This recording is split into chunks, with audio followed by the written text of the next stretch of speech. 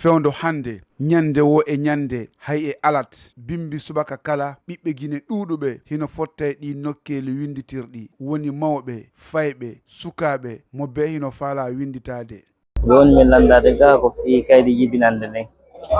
wontino kadi mayi kaydi jibinande nden haray satta fi moƴƴa tawi wonti noon ala haray no mari procédure noon ɓe waɗira on tigi heya heɓa kaydi fino resansora ko hande mi fuɗɗi arde ko bimbi ɗo mi ari kono ɓay mi ari mi ƴetti tiki ango mi habbike ɓe noddilam mi yeehi mi ƴetti premier fission ko hebbi ko hande kadi ko fi resansagol mi habbi hande kadi tigi tigi on ko ɓe arno mi jama o no ɗuuɗi fano découragade kono ɓayi mi hii no woni golle ɗen no yawiri noon ko ɗum waɗi tawi mi habbo heña heya resans o nde mbatta tawɗan o hewta ko ɗum waɗi yimɓeɓe hino ɗuuɗi fota e ɗi nokkeli ɗum hino wondane lekkolɓe ɓen caɗele ɗuuɗuɗe. Min mi winditake taw mi yawno nonde wotere fi winditagol tawi yimɓe no ɗuuɗi toon ɓe inni kadi neɓata ɓe nata par ce que 18h hara ɓe naati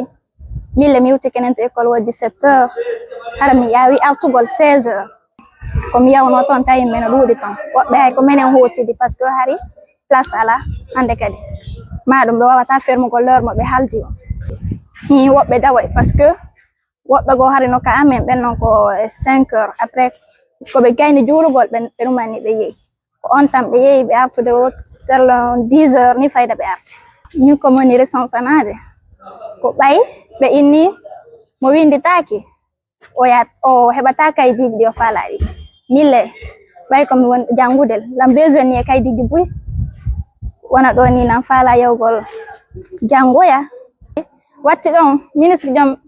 mi naniɓe ɓe no inna par ce que min mi suivano womo inni hay goɗɗo maayi si tawi o winditaki o surretake hay si woni ha o surrama surɓe mo ɓen heɓay probléme.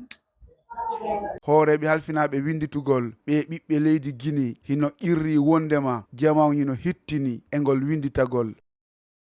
Ɗum ɗo ko fiyo onti ande soko Guinéenjo ma ɗum sona Guinéenjo ɗum ɗo ko intérêt on et puis intérêt on kadi fi si on tigi ɓe ɓi par exemple un chèque so yahi ko banque si mo jogui numéro de recensement o ɗum ɗon ka wallaymo ou bien so on tigi kadi no yaade extérieur ko ambassade ji si mo jogui numéro de recensement ou bien pièce de recensement o ɗum ɗon fof wallaymo noon foƴƴino moƴƴiri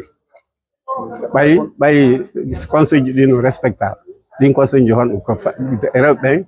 kono ɓen sowiɓe ɓen jomboɓe ɓen ensuite handicapé ɓen e mawɓe ɓen ɓen ɗon woni prioritaire d'abord après ɓeya kadi soji koye fof recensement o na fi goɗɗo mais ko fi hoore mum e fi lagine tigi wona fi goɗɗo on tigi recense to haray andintine wondema ko ha e lannode ndu lewru ɗo happa yo jama o windito sabu e lannode nde hitande ɗo wote no satina.